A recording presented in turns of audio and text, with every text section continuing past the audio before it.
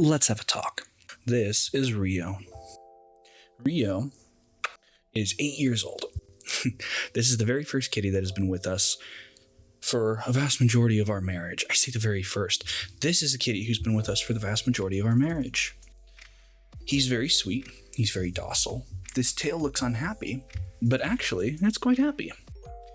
He's insisted that he wants to be a part of this recording session, so I decided that he's going to. What about him? Well, he's curious, he's cuddly, he's snuggly, and he's pretty.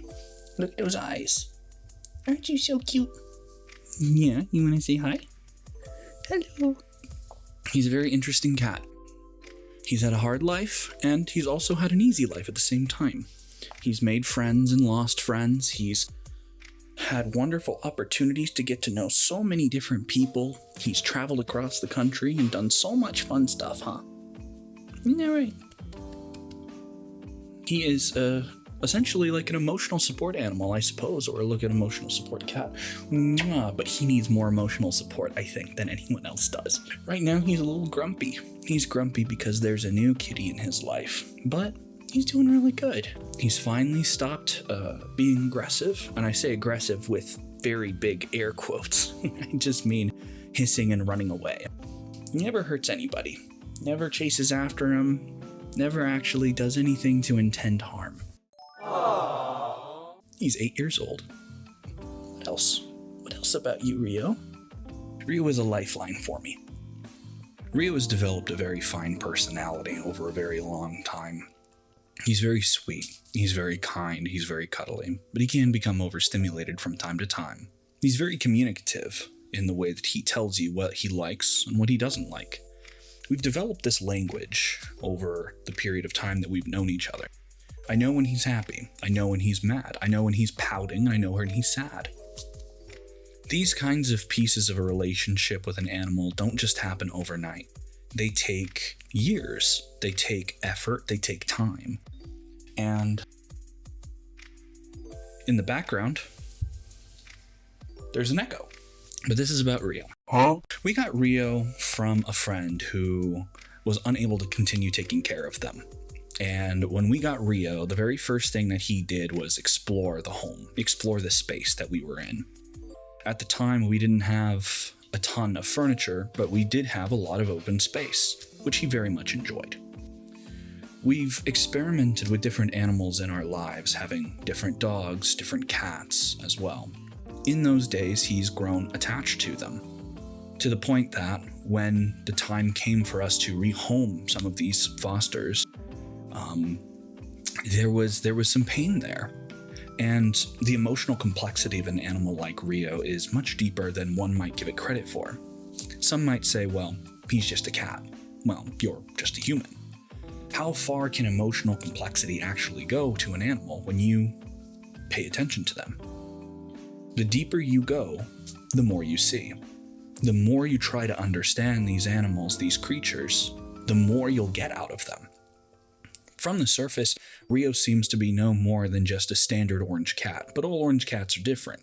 Some people see them as dumb, some people see them as one brain-celled animals, and there are definitely times in which he does just have one brain cell. Bruh. But overall, Rio has shown time and time again he's actually much smarter than his own good.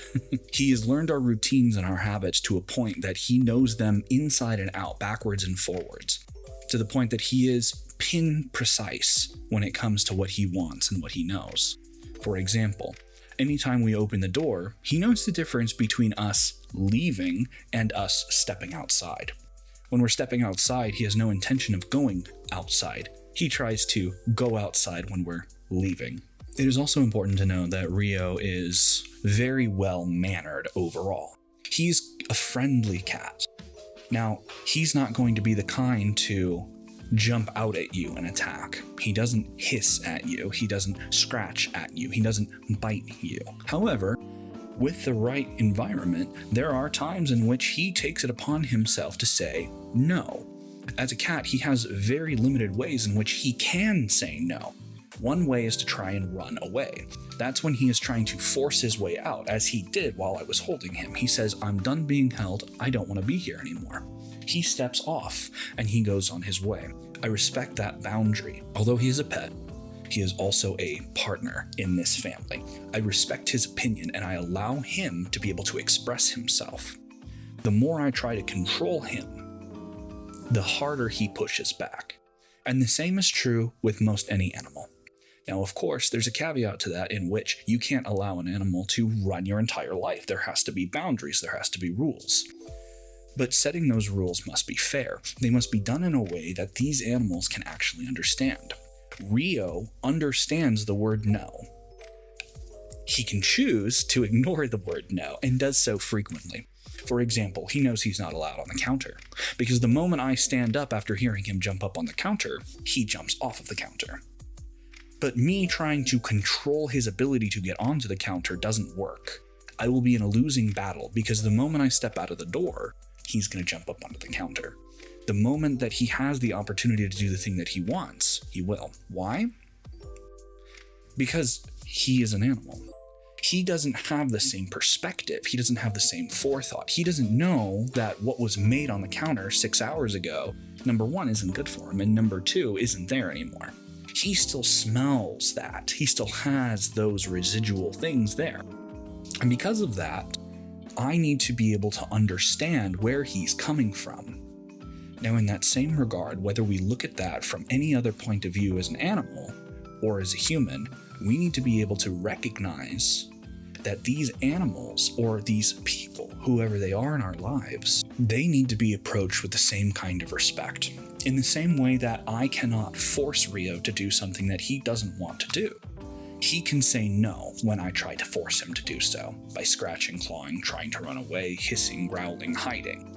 These different activities are things that are not just relatable for cats, but for people too. Maybe you have a person in your life who is difficult to be around. Maybe they keep you at arm's length. Maybe they're a bit rough around the edges. Sometimes there is a point in which you can say, I can meet you halfway. I can see where you're at and I can step in to actually help you, or I can understand you in that way. But there is a time in which it becomes too much. When a cat is too fearful of you, they will run and they will hide, and it does not matter what your attempt is. A feral cat is still a good cat. It just doesn't trust you. Why? Because it has experience around other people that haven't been very kind. You Scratchy and Rio? Do you want to come back and be a part of the video? Rio has absolutely no intention of being mean. He has no intention of being bad. He doesn't have these kinds of malice thoughts in the same way that most people don't have these malice thoughts, right? Maybe he's thinking malice thoughts about me, I don't know. But, where are you going? What are you doing? No, you can't be on the desk, buddy. Oh, here. Why don't you just hang out right here? Is that good? From his tail, he's upset that I'm holding him against his will. He doesn't like the fact that he can't explore the desk. Looking up the way he is with his high-perked ears, he's content. The ears kind of being back a little bit means he's probably thinking about something that's important, well, to him. And that is, how do I get him to either pet me more or let me go so that way I can explore to my heart's content? Either way, I'm not going to allow him to get onto the desk. That's a hard boundary, isn't it? But I can't allow him to do almost anything else. I can let him step almost everywhere else. See, he's still trying to go up there. Here you go. You want to be in the video? He likes attention. He likes people caring for him. And most people do, and most animals do.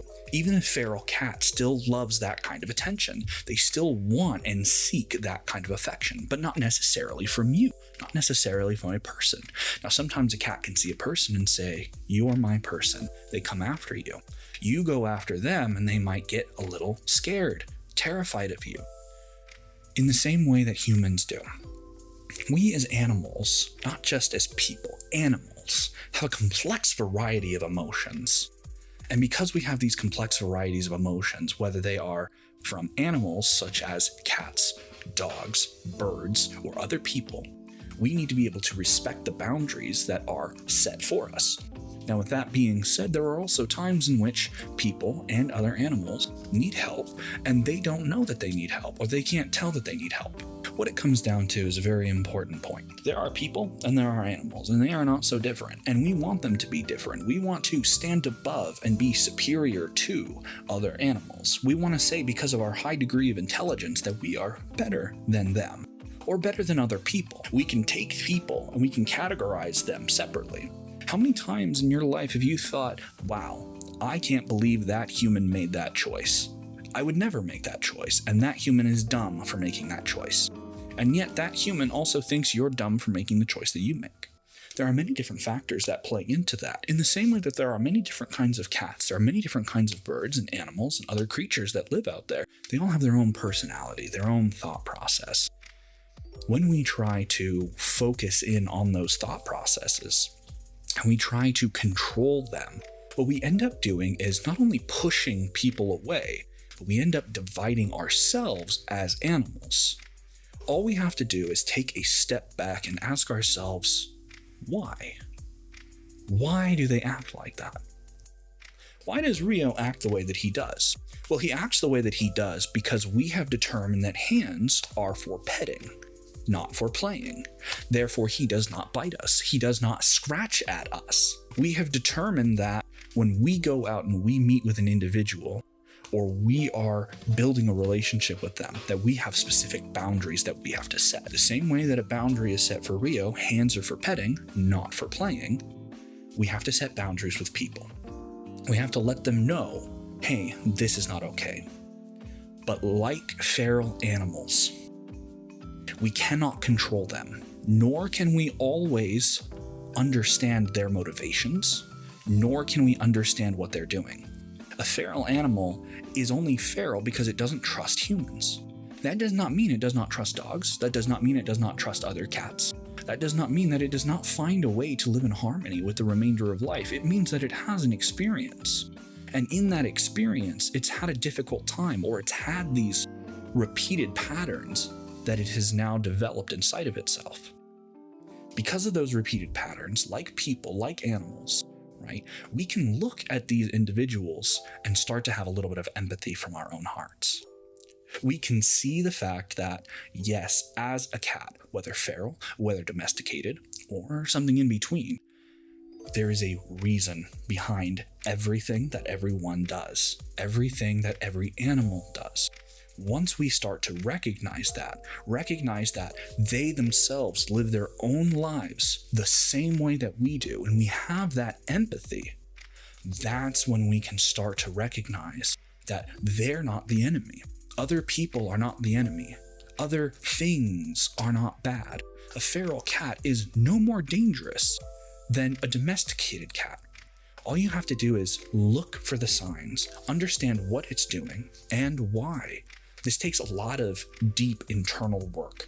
And I'm not saying that anyone has to be perfect in it. I most certainly am not. There are many times in which I make mistakes, especially with these animals. Rio and I have developed this relationship over the last several years based on trial and error. We've had successes and failures. We've had moments in which he doesn't want to be around me.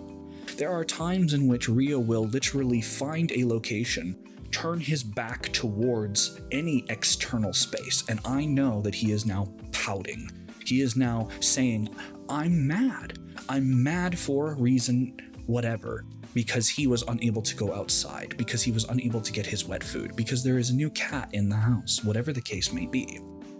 But in the same way, I can look at this cat and I can say, you have your reasons, you have your tastes, and you have your preferences. I can look at another member of the human race and I can say, it's okay. You're different and you have your own opinion that's been developed in a perspective of your own lived existence, and it is separate from mine. No matter how similar two individuals are raised, they will never be the same. Never. Because by being a different person, they have a different interpretation. That is why we have so many different religions. That's why we have different political systems. That's why we have different ideas as to how the world should be. But at the end of the day, all of that is our preference, our meaning and choice. That is not to say that we should allow evil things or cruel things to happen. But maybe we can take a step back and say, okay, what is cruel? What is evil? Why are there so many issues? Where can I stand to help? Am I fueling the fire, or am I trying to help? In the case of Rio, if I were to take him and I were to continuously hold him against his will, and I were to say, you're not going anywhere, I'm going to force my love on you, and you're going to be right here, and there's nothing you can do about it because you don't know any better, that's going to increase the risk that he wants to escape, and he will do so violently in some way.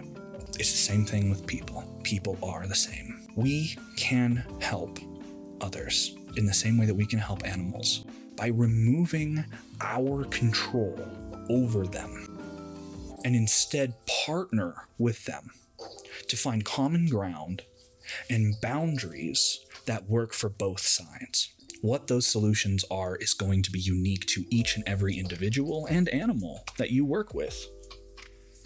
Echo is a completely different cat, and he has completely different needs and desires.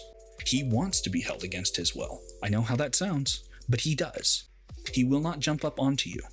He will not do anything in any way that says, I want attention and love. But the moment you pick him up, he begins to purr. He begins to enjoy the love. He is the opposite of Rio in so many ways. But what I appreciate about Rio is the fact that he clearly communicates each and every boundary. It's easy when that happens. Echo is a little more difficult, and other people are more difficult. So I leave these final words. What is it about these animals that we can learn from to apply to other people? How can we take something that we don't understand and use that to be able to implement it into our own lives, to be able to help others and ourselves? Because at the end of the day, we need to be able to make that decision. What is important? What are we going to do? Thank you so much for watching the video. I appreciate the time that you've taken for this. I know it's been all over the place, but this is just my second video, so I thank you kindly from the bottom of my heart if you've made it this far. I hope whatever you're going through, you can handle. I hope that there is a support system in place that can help you as you need it. I sincerely hope that you are able to find the help that you need at any point in your life. I always hope the same for myself. I love you much. Then I hope you have a wonderful day, a wonderful rest of your day. Take love, and hopefully I'll see you soon. What else about my sweet boy, huh? What are you gonna do? Where are you gonna go? Where are you going? And he's done. Okay. He cared. This is getting hard, Echo.